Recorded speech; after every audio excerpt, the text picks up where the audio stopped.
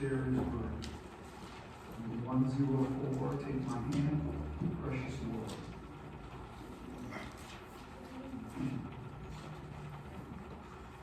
Number 104.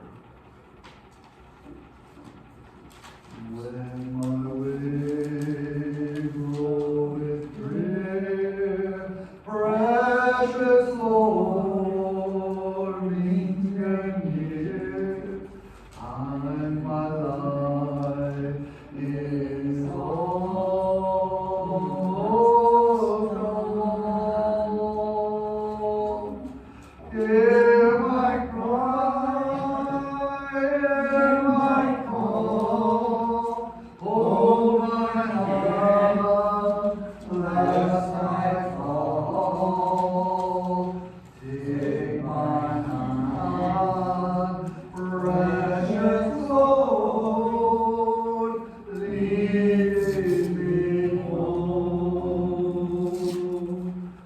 When the shadows fall near and the night draweth near, and the day is past and gone, at the river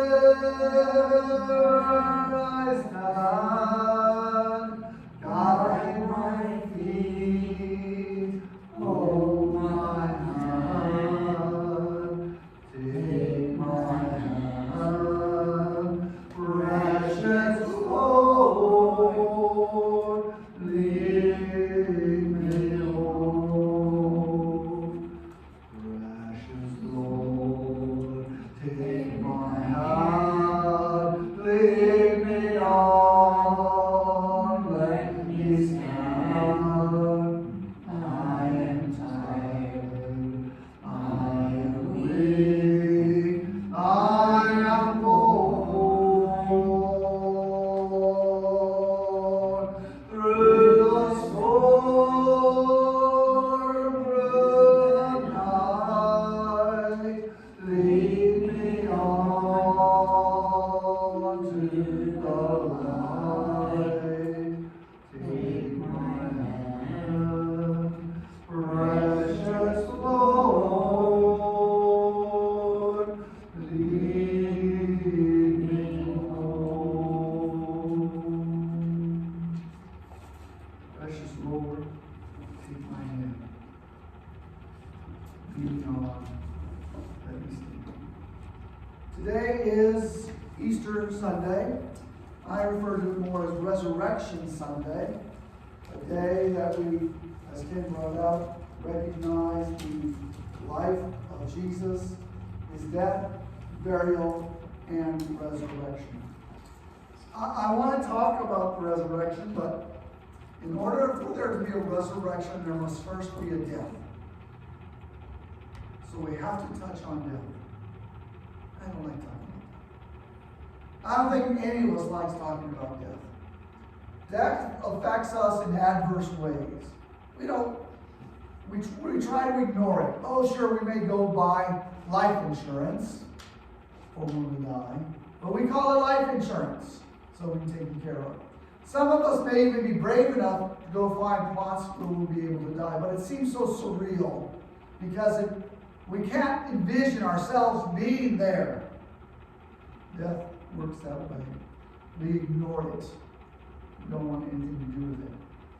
And yet, death profoundly has affected this congregation. We still mourn John's death and the things that have happened here since then.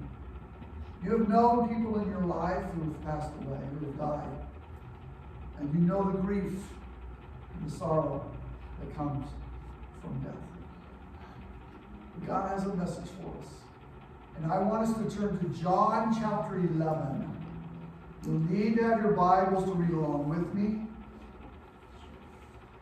because I'm going to be taking right from John. I'm not going to read the whole passage for time, but I'll summarize it very quickly for you.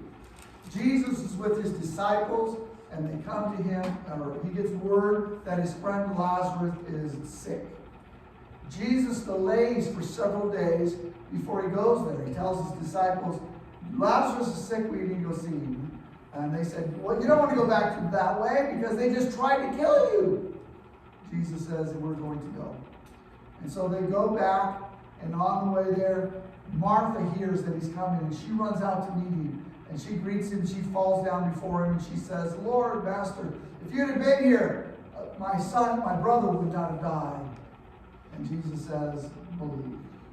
He goes on a little further, and Mary hears about it. Mary comes running out. She says the same thing. Lord, if you'd been here, my son, my brother would not have died. Jesus said, show me where he is. She takes him there. Jesus sees all the people crying. And the shortest verse in the Bible, chapter 11, verse 35, you may have memorized it. It says, Jesus wept. Jesus wept.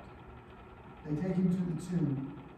And there, moved as he was, he tells them to remove the rock from in front of the tomb where he was laid. So they took away the rock. Jesus prays, and then he cries out, Lazarus, come forth. And Lazarus walks out of the tomb. And Jesus says to them, take away his ragged clothes, his great clothes. That's a big summary of what happens, of how Jesus comes there, and Lazarus is dead. In fact, he'd been dead for 4 days. Martha said, we don't want to open up the tomb because there's going to be a huge smell in there after 4 days of decay. So we don't want to open up the tomb. Jesus says, go ahead, open it anyway. I like the way the King James Version says. You got that? It says, he stinketh. That's a funny way to say that. But in the King James, that's what that says. But he opens it up, and there's no order, and Lazarus comes forth, and no stinketh, and he is raised from the dead, and they take his grave clothes off. The question I want to ask and want to look at is, how does God view death and life and resurrection? What does this passage have for those of us who have to walk through the valley of the shadow of death? And all of us know, all of us realize, all of us understand that one day we will have to take that walk. But, I don't know, so I'll go before some of you. Some of you are younger. I'll go before you do. We don't know when we're going to die, but it's something that we put off, don't want to talk about or think about. But God encourages here in this chapter to think about it. The first thing that happens in this passage, look with me in John chapter 11. I want you to look at verse.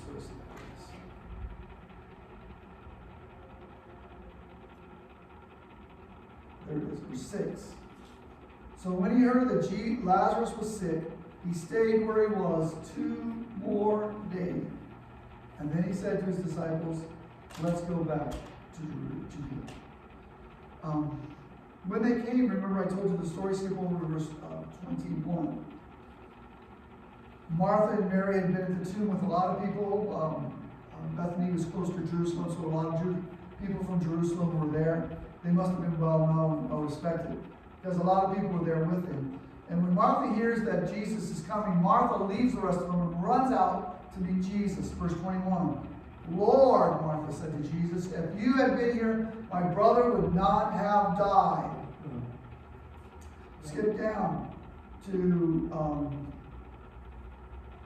verse 29. When Mary heard that Jesus was there, she got up quickly and went to him. Now Jesus had not yet entered the village, but was still the place where Martha had met him. When the Jews had been with Mary in her house, comforting her, noticed how quickly she got up and went out. They followed her, supposing she was going to the tomb to mourn there.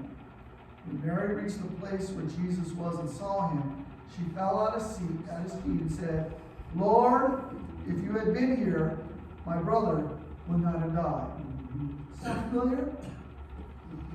Martha and Mary said exactly the same words. There's no difference. There's no variation. They said exactly. It's almost as if they rehearsed it. It's almost as if they had said it before. Maybe. just maybe, as they're there taking care of their brother, as he is in throes of death, and they are there with him, do you think that they were praying? Do you think they were saying, if Jesus would just come, we sent for him. If Jesus would just come, if Jesus would just be here, Lazarus won't die. So they said to themselves, if Jesus would only come, Lazarus won't die. And when they went to meet him, said, Lord, if you'd only been here in their great pain and their suffering, if you had only been here. I want you to notice something else about this passage. Go back with me to verse 5. Verse 5 says, now Jesus loved Martha and her sister and Lazarus. Jesus loved Martha and her sister and Lazarus. Why is that there? Why would he put that in there? I think it's important for us to recognize that Martha, Mary, and Lazarus had a good, close relationship with Jesus. That Jesus loved them. And when they're standing there, they're pleading to God, please God, take this illness away from him so that my brother might be able to live. Let him live. But they were hurting beyond the hurt that I can describe. But that Jesus still loved them. When we're there sometimes, and somebody is very sick, and we don't know whether they're going to live or die. And we're praying, we're crying out, we're wanting God to rescue them, to save them. I want you to remember these words. I want you to remember that Jesus loved them. The next verse says, so we waited 2 more days. I believe that Jesus was with them, but not there physically.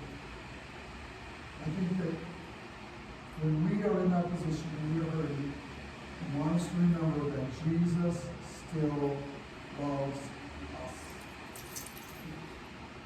When we feel like our prayers aren't going above the ceiling, when our heart is tearing apart, remember that Jesus still loves you, and he has not abandoned you. In fact, there's a passage in here that happens 3 times. By the way, just the key in your Bible study, whenever you see something that repeats itself, the same words or the same phrase or the same idea, within a short period of time, that probably means something you should pay attention to. Like when Mary and Martha both said, Lord, if you had been here, my brother would not have died. That happens twice, very close together. And there's something else that happens 3 times. I want you to look at this.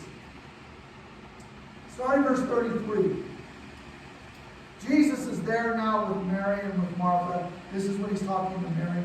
And it says in verse 33, when Jesus saw her weeping, and the Jews had come along with her also weeping, he was deeply moved in spirit and troubled.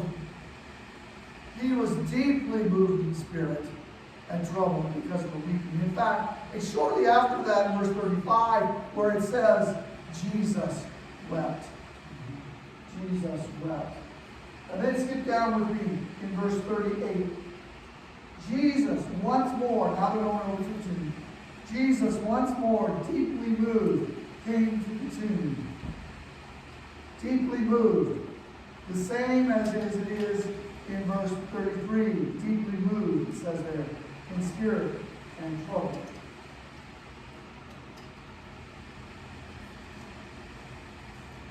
And then Jesus wept. Jesus wept.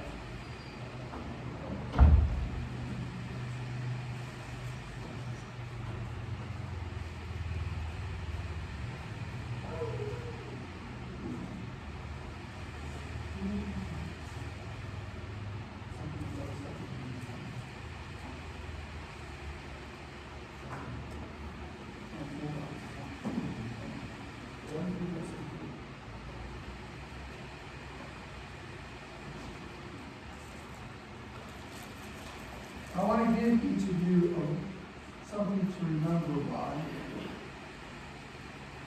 I want to remind you that every time Jesus, every time you weep, and every time you need to,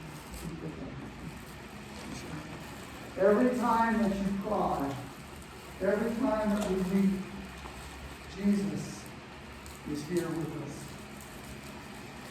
That Jesus wept. Jesus wept.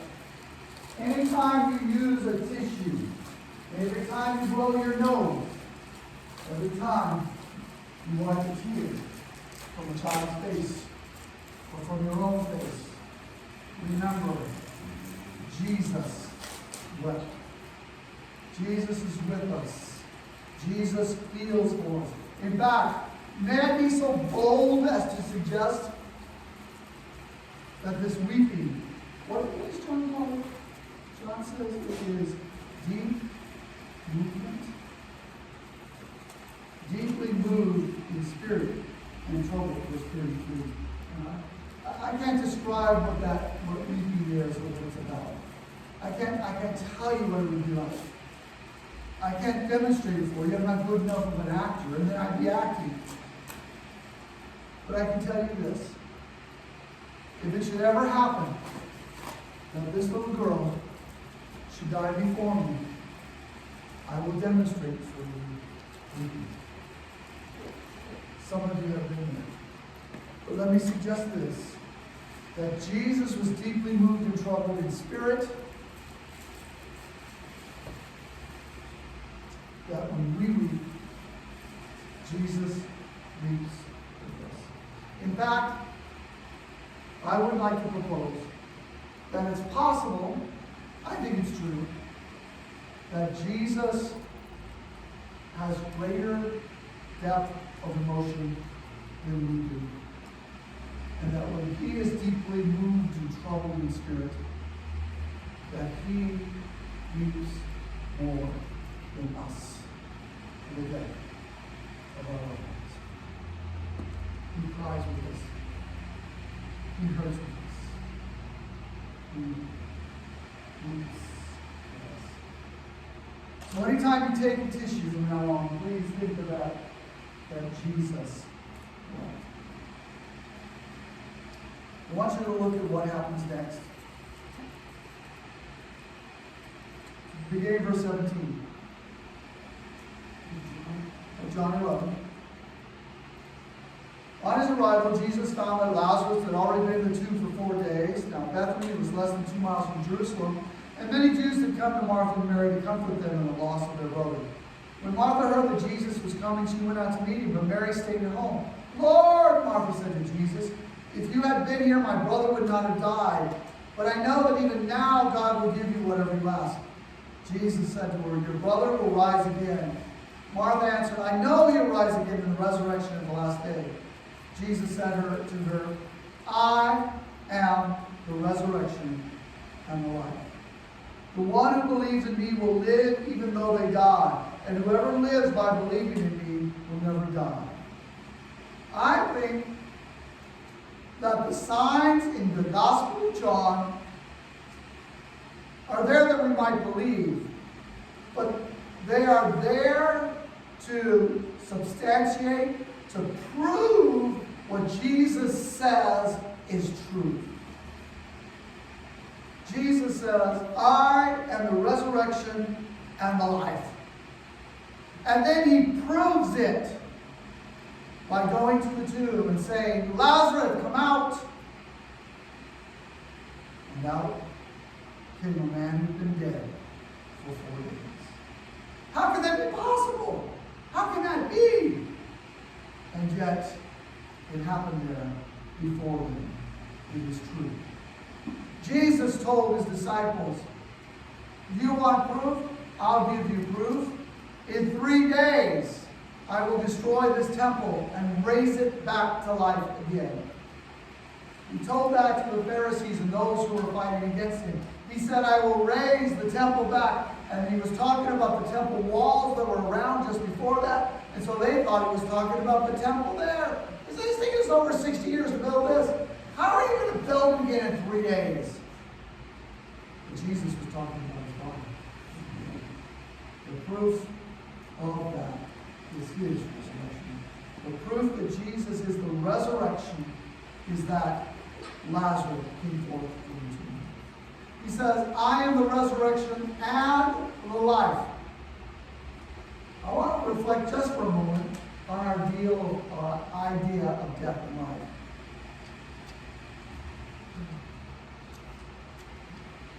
Satan is the author of death. Death was not around until Satan convinced Adam and Eve to take the fruit.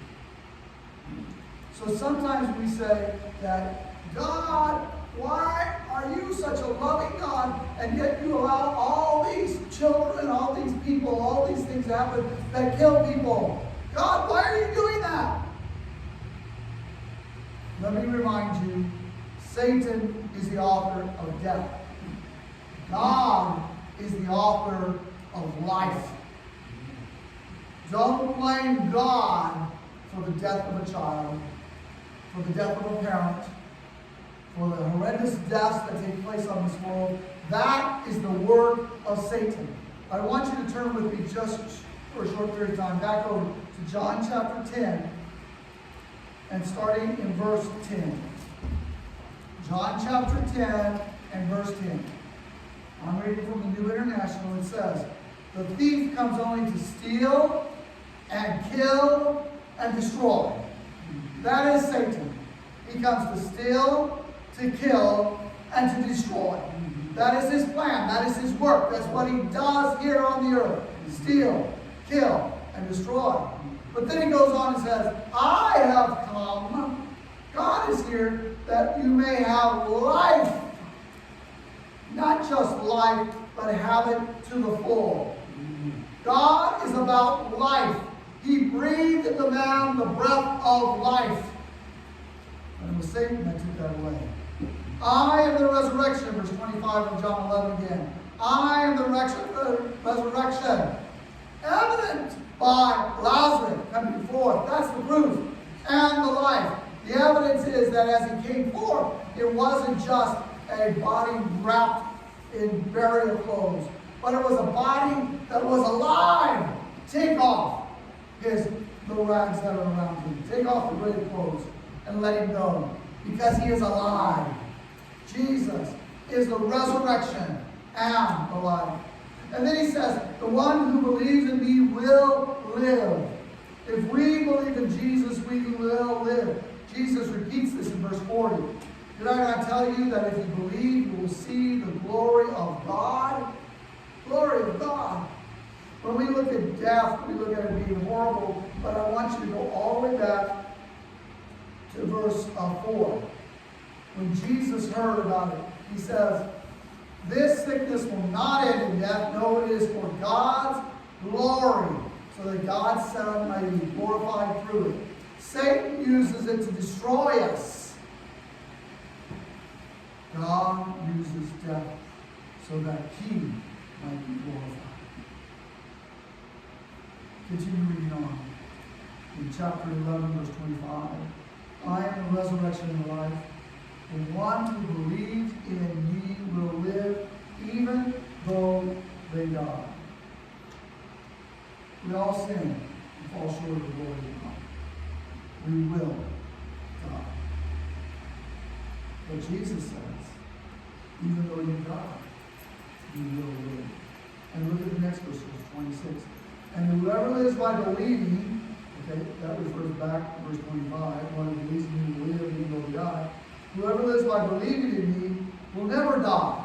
Does that mean that we will never face death? No. What it means is if we believe in him, even though we die, we will raise up and be with him, and there's no more death for us. Amen.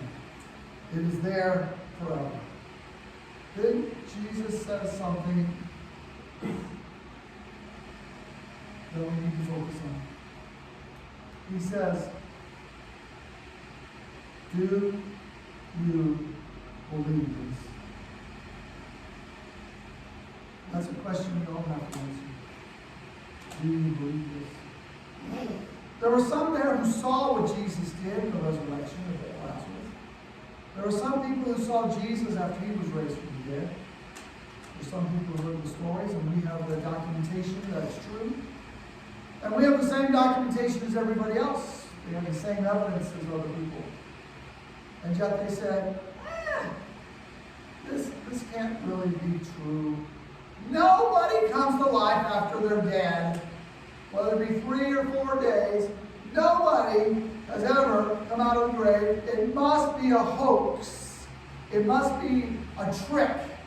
It must be something that he had planned with his disciples, that Jesus would be placed, or Lazarus would be placed in the tomb, and then he would come on and surprise everybody, and he would be able to walk out. But he was never really dead. And you come up with excuses, you come up with reasons not to believe it. It's your choice.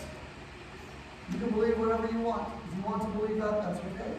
But the consequence of that is that if you believe that it was a hoax, and that Jesus never raised from the dead, that Lazarus was never raised from the dead, then you are making Jesus out to be a lunatic. Because if you continue reading in chapter 11, the very next thing they do is the priest and the Sanhedrin call a meeting together and says, we have to kill this guy. So if Jesus used it as a trick, he was crazy because it resulted in his own death. Who would do that? He must be wrong. He must be crazy out of his mind. Or you can say that this passage about Lazarus only appears in the Gospel of John. It's not in Matthew, it's not in Mark, it's not in Luke. But yet it's a very powerful passage. Why don't the other Gospel writers have it? I know it's because it never really happened. John just used it to illustrate what he wanted to do. He just made up a story and put it in. If you do that, if you believe that, you call the Scriptures, you call God, you call Jesus a liar. So you have two choices. Who is Jesus? Is he a lunatic? Crazy man, he did himself killed. Or is he a liar? Just made things up. Or there's one other choice. Do you believe this? That Jesus is the resurrection and the life? Do you believe that the one who believes in him, in Jesus, will live, even though we die? And whoever lives by believing in Jesus will never die. Do you believe that? If you believe that, then that makes him Lord. That makes him Lord. And if he is Lord, then he is deserving of praise, of glory, and honor, and he is deserving of obedience. He is deserving of us following him. So what do you believe? Is he a lunatic? Is he a liar? Or is he Lord? Our prayer is that you will see that Jesus is Lord. I want to ask you another question that might be a little harder to talk about. People have a lifespan. We're only put on this earth for a certain amount of time. God doesn't really close to the end of that. Congregations have lifespans very similar to people. I don't know how long this congregation's been here. Probably started in the 60s. Maybe the 50s. But we have a lifespan. Congregations have a lifespan too. Understand what you're selling this building. No longer will there be a sign up front that says we have a Church of Christ here. You have to buy $100. I'm sorry. No longer will it be there. I grew up in the Azusa Church of Christ. The Azusa Church of Christ is where I learned about God and Jesus. I studied at their feet for a long time. I went away to college because of a girl from the Azusa Church of Christ. Not this girl. So that I could learn more about God, because they so impressed me, the people who were there. It was a place that I loved, that church. About 10 years after we were married, we came back to visit, and they sold their building also. It was hard. It was really, really hard. Because I had so many memories in that building. I had gotten up on the roof where they were building the addition of the classrooms. I was only about 10 or 11, but I had gotten up there with my dad and was pounding nails into the roofing. I put my sweat and blood, because I missed to get my thumb a lot of times, into that building, and it was no longer there. It was sold. People were gone, and I don't know what nearly they want anymore. Jesus said to her, I am the resurrection and the life. If he could do that with Lazarus, if he does that with us, can he not do it with his body, the church of Jesus Christ? Yeah. I am the resurrection and the life. The one who believes in me will live even though they die. Even though we, as a body, may not be needed in this building anymore, does that mean we have died? In some ways it may. But listen, he goes on and says, and whoever lives by believing in me will never die. God will never, never, ever allow his church to no longer exist on this earth. It's difficult to face death of our friends, of our loved ones, and of our wonderful congregation. We love each other and share with each other so many things. But do you believe that there can be good things that will come from that? The Azusa Church of Christ, when they sold their building, they started a thing called the Church of Christ Foundation, which still exists today. And money from that is still a part of that foundation. And they use it to help churches throughout Southern California. They use it to help send kids to Christian colleges, because we found that many of the leaders in our churches have gone to Christian colleges. And so we wanted to do that to help build up the church and strengthen the church. We've helped the City of Children. We've helped Christian schools. We've helped individual churches. We've helped now with the fires in LA. We've helped, and all those things that we can do because we had a gift that was given to us by the Azusa Church. They weren't willing to die. They continue to live. You have some choices you have to make. The first and the most important is, do you believe this? If you do, we want to encourage you to follow after him. I want you to notice something. Jesus says to Martha, take away the stone. And Martha says, there's a bad odor in there. Martha struggled with her belief. Martha struggled with understanding that Jesus and knowing what it means when Jesus says, I am the resurrection and the life. She struggled with that. How can that be? She couldn't conceive of it. She couldn't grasp it. She didn't know. And Jesus said, can I tell you that if you believe, you will see the glory of God? And she did see the glory of God. For she saw Lazarus come out of the tomb. Even though she struggled. My admonition to you is sometimes God does impossible things. Sometimes God does things we don't understand. Sometimes we're asked to believe things that just goes against the grain. We just can't understand it. And I think the lesson that Martha gives to us is, even when you are struggling in your belief that he's the resurrection and life, do what he says. Roll away the stone, and you will see the glory of God. You don't have to have full understanding. You don't have to know everything. You don't have to have everything perfect. You don't have to have all your ducks in a row. All you have to do is struggle, because belief is never completely finished. We won't believe, we won't our faith won't be fulfilled until we see Jesus face to face. Because doubt is elemental in faith. If you don't have a little bit of doubt, if there's not a little bit of doubt there, if there's something there, if it's all right there in front of you, then you are like God, or you are face to face with God. Don't just believe, but do. I want us to sing a song.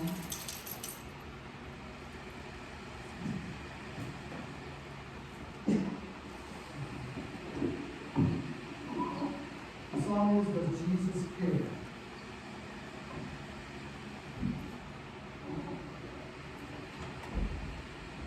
It's a question that's asked by the song. It's a question that was alluded to in Jerry Marcus' song. But it's a question that we need to answer for us. Does Jesus care? And will you care enough to follow him? Does Jesus care when my heart is pain to deeply vulnerable soul? As the burden of trust and the death distrust and the way grows weary and long. Oh yes, he cares, I know he cares. His heart is touched with my grief. When the days are weary, long nights dreary, I know my Savior cares. Does Jesus care when my way is dark with a nameless dread and fear? As the daylight fades into deep night shade, does he carry enough to me near? Oh yes, he cares, I know he cares. His heart is touched with my grief. When the days are weary, long nights dreary, I know my Savior cares. Does Jesus care when I said goodbye to the dearest on earth to me? And my sad heartache till the nearly breaks, is it long to him does he stay? Oh yes, he cares, I know he cares. His heart is touched for my grief. When the days are weary, long nights dreary, I know my Savior cares.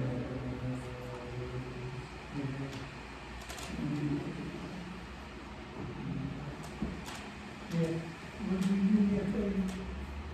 Would you tag me in there? If everything doesn't completely fall apart, you're going to have a very difficult topic. Thank you all for